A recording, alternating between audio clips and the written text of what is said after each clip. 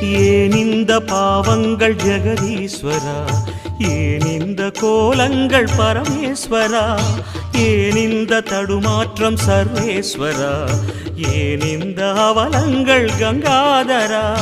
மூன்றாவதாம் உன் கண்ணையே நீர் திறப்பீர் உலகுயவே.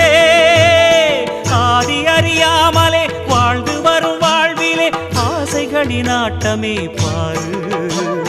வாழ்க்கையில் சாவியும் ஆழியில் வீழ்ந்ததே, வழி என்பதென்ன இனி கூறு.